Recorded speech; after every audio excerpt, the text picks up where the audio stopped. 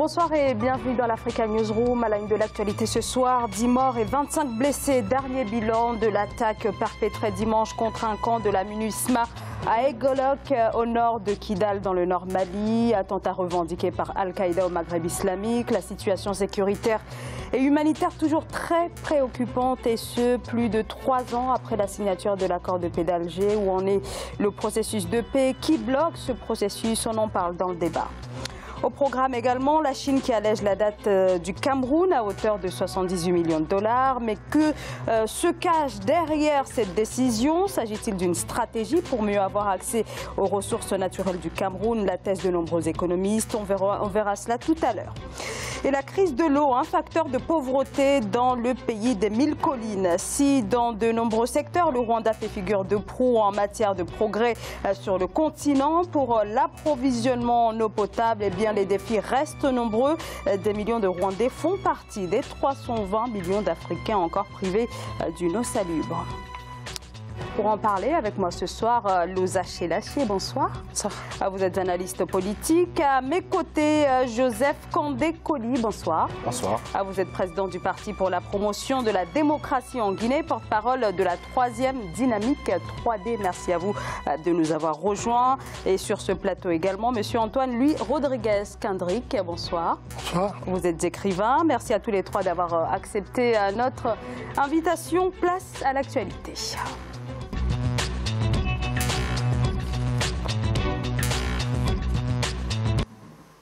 Des habitants encore sous le choc après l'attaque qui a visé la mission de maintien de la paix au Mali. Ça s'est passé dimanche matin à Egolok, à 250 km au nord de Kidal, dans le nord-est du Mali. Des hommes armés ont pris d'assaut des points de contrôle et la base du contingent tchadien de la MINUSMA. Le bilan est lourd, 10 morts et 25 blessés. AQMI affirme avoir mené cette opération meurtrière. Une nouvelle attaque qui frappe donc le Mali. Elle est venue rappeler que les groupes armés terroristes y sont toujours très actifs. Le récit d'Aïssatou Bari.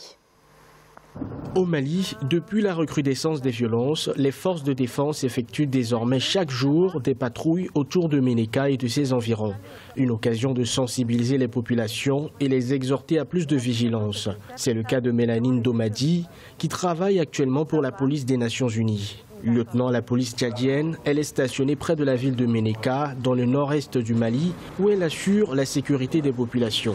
Une fois, j'étais en patrouille, j'avais vu une femme qui était démunie. Elle était enceinte, elle cherchait à regagner le centre de santé. Comme je suis une femme, c'est le devoir aussi d'une mère de voir une femme qui a un travail. Donc ce jour, je l'ai aidée. Je l'ai pris dans la voiture, je l'ai conduite au centre de santé. Elle était admise là-bas. Récemment, 10 soldats tchadiens de la force de maintien de la paix ont été tués et au moins 25 blessés alors qu'ils repoussaient une attaque d'assaillants armés près d'un village dans une autre partie du nord du Mali. Pour la population, les patrouilles doivent se faire à pied pour plus d'efficacité. Patrouille qui se fait avec des véhicules. Moi, si je suis un malfaiteur, je vois votre véhicule, je me cache. Vous me dépassez, vous n'allez pas me voir. La patrouille, nous, on veut que ça se fasse à pied. Mais en véhicule, l'ennemi, le bandit, il est informé et puis il quitte votre champ d'action, il va se cacher, il va commettre son forfait. Le Mali fait face au terrorisme depuis que les rebelles Touaregs et les islamistes alliés ont pris le nord en 2012. Malgré les efforts, les attaques ne cessent de s'intensifier, tirant parti des rivalités ethniques pour recruter de nouveaux membres. En effet, des années d'une guerre qui s'est enquistée dans le paysage du Nord Mali, mais de plus en plus vers le centre, puisque les attaques se sont répandues vers les centres et les pays voisins. Alors, ces derniers mois ont été marqués par le démarrage de la phase de pré-enregistrement pour le désarmement, démobilisation et réintégration, mais aussi la mise en place des autorités intérimaires dans les 5 régions du Mali. Mais on voit que malgré tout, l'insécurité persiste. Alors, que dire finalement du processus de paix? Est-ce qu'il est en marche ou est-ce que finalement il demeure au point mort au regard de l'insécurité qui persiste, notamment au nord Mali, Loza Chelachier? Je pense que sur le papier, effectivement, il est beaucoup plus avancé qu'il y a peut-être un an, par exemple, au moment où on parlait de cette loi pour donner l'amnistie aux anciens rebelles. Malheureusement, ça avait été suivi de sanctions de la part des Nations Unies à l'encontre du Mali parce que d'autres points n'étaient pas respectés. Néanmoins, je pense que les acteurs dans cette région, que ce soit les groupes séparatistes, donc les mouvements Touareg, ou les groupes terroristes, ou le gouvernement, ou les acteurs internationaux qui sont sur place ont très bien compris que de toute façon, il fallait résoudre le problème de l'Azawad, de si oui ou non on donnait une autonomie, de si oui ou non on décentralisait. Parce que tant que cette partie-là du pays ne se considérait pas comme faisant partie du Mali ou comme obéissant au gouvernement central, à partir de ce moment-là, je pense que c'est là qu'il y a eu une ouverture pour laisser entrer tous les mouvements islamistes et donner place à l'insécurité en plus des Touaregs qui ne respectaient pas le cessez-le-feu. Donc oui, à mon avis, c'est assez positif. Il faut voir comment ça va être appuyé par les Nations Unies aussi. Joseph Kandé-Koï. Bon, par contre, moi je dirais qu'il n'y a pas d'avancée significative, vu que depuis 2012, cette situation qui arrive dans un pays comme le Mali, nous savons que les autorités en place n'ont pas non seulement la maîtrise du territoire, c'est un territoire qui est assez vaste, parce qu'il faut se poser la question, ce n'est pas les paroles ou des réunions qu'on tient et qui résoudent le problème sur le terrain, mais c'est les faits. Nous avons assisté à des massacres de 37 personnes le 1er janvier, vous avez vu, cette situation quand même est à déplorer et ça ne peut pas continuer. Aujourd'hui, on se pose la question, qui leur soutiennent, qui leur donnent des armements. Alors, cette stratégie de diviser pour régner, si ça pouvait continuer, moi je me dis que l'Occident a quand même son rôle à jouer. S'il voudrait aujourd'hui que la situation cesse, ils ont des moyens qu'il faut déployer sur le terrain plutôt que de passer par certains présidents qui n'ont pas du tout le soutien des peuples et ils passent par ceci. Alors, donc pour vous, c'est à l'Occident qui devrait mieux gérer ce territoire. Mais qu'en est-il de l'État malien puisque... L'État malien, comme je vous ai dit, non seulement le territoire malien n'est pas du tout maîtrisé par les autorités maliennes, ça c'est un cas. Donc vu la stratégie, comme je vous ai dit, d'occupation encore, c'est-à-dire on revient encore au système colonial, il faut toujours diviser pour régner, passer par de nouvelles méthodes. Oui, c'est bien clair, peut-être qu'il faut le dire haut et fort. Moi, je pense que l'Occident a un rôle à jouer dans cette affaire des djihadistes qui se constituent dans ces pays africains. Alors, le problème du Mali est très complexe. Bon, là, on voit, il y a une situation qui perdure, donc le terrorisme, bien entendu. Mais évidemment, le problème du terrorisme ne se résolvera pas par justement la venue des troupes de la MINUSCA, comme vous avez dit, par la venue des forces françaises qui sont sur place. Il y a d'abord un vrai problème de fond qu'il faut voir. Il y a d'abord la situation qui n'a pas été résolue en Libye. Cette situation de Libye fait en sorte que toute la région s'embrase. Donc nous avons l'Algérie qui fait face justement au pays frontalier avec le Mali, qui fait face au terrorisme. Nous avons le Maroc, nous avons la Tunisie, nous avons donc le Mali avec les peuples touaregs justement qui revendiquent une scission du territoire, donc une sorte d'autonomie qu'on leur refuse évidemment. Mais maintenant... C'est une erreur pour vous. Est-ce que vous trouvez que certains groupes ne sont pas suffisamment associés à l'accord de paix, justement? Évidemment, tant que ces groupes-là ne seront pas associés, comme vous dites, à l'accord de paix, rien ne se fera. Donc il y aura toujours une guerre permanente, des tensions permanentes, avec des morts tels que nous le voyons tous les jours. Donc... Je crois que vous voulez intervenir, oui, tout à fait. Joseph. La question qu'on se pose, pourquoi ces différents groupes? Pourquoi constituer plusieurs groupes? Pourquoi la question elle est là? Pourquoi constituer plusieurs groupes pour poser le problématique pour un accord de paix? Ces groupes se constituent, ils sont soutenus, financés par les Occidentaux. Alors, ça, c'est pour faire perdurer la situation de crise. Et alors, vous ne pouvez pas simplement dire ça comme ça, il faut avancer des preuves. Mais écoute, les preuves sont là, vous savez, c'est une zone qui est très riche, il y a de l'or. Loza Selachi.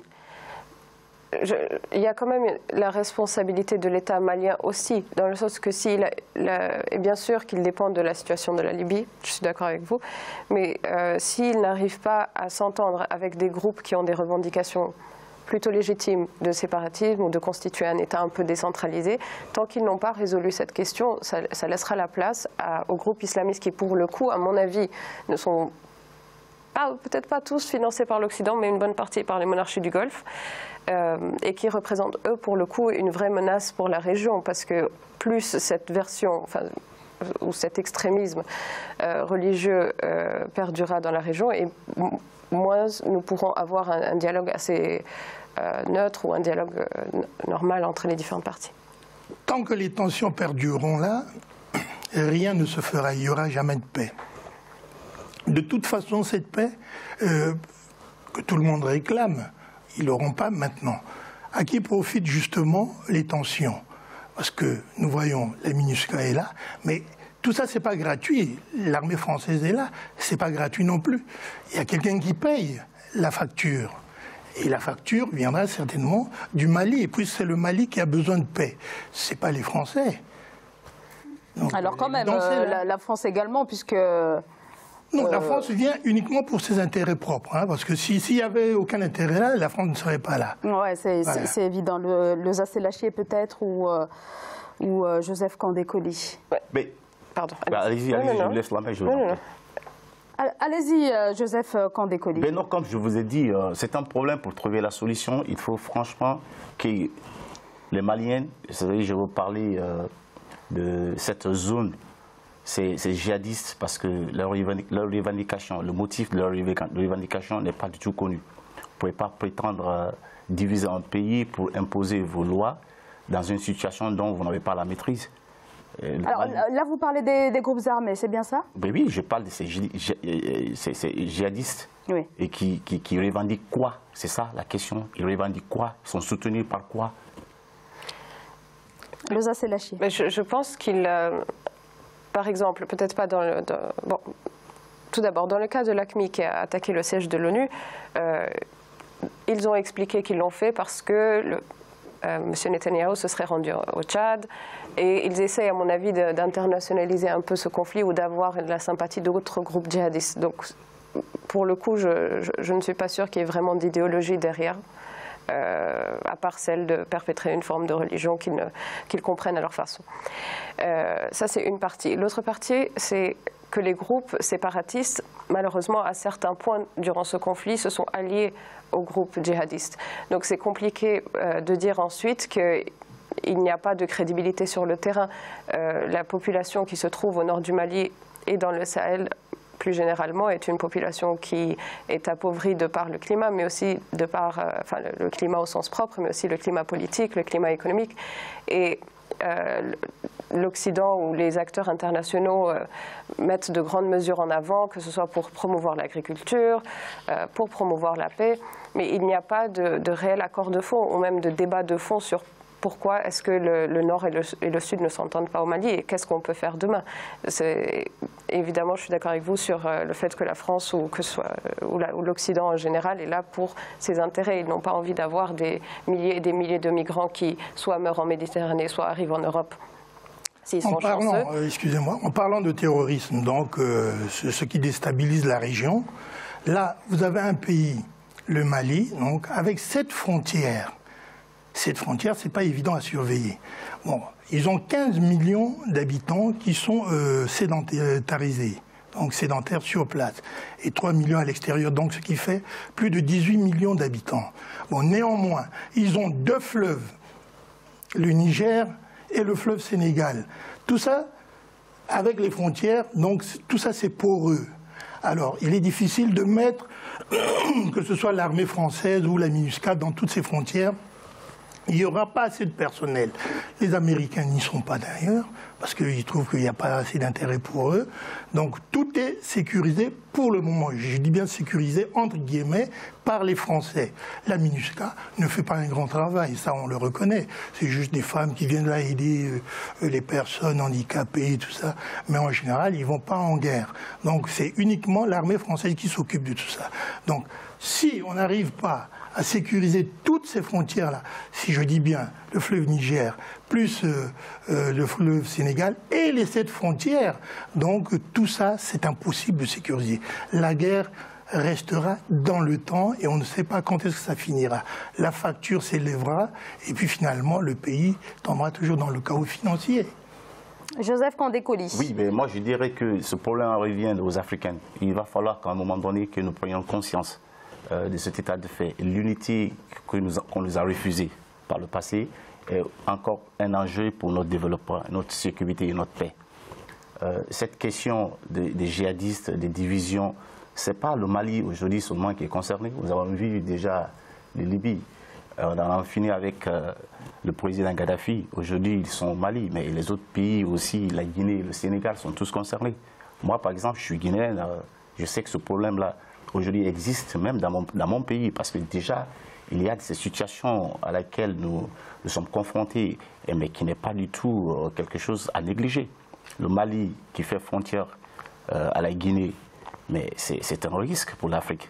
Donc tout ça, c'est pour déstabiliser l'Afrique, que l'Afrique ne se retrouve pas et que l'Afrique reste toujours ce qu'elle a été par le passé, afin que nous puissions tous les jours puiser de... Alors là, vous parlez des groupes armés. Hein. Ben oui, je parle des groupes armés.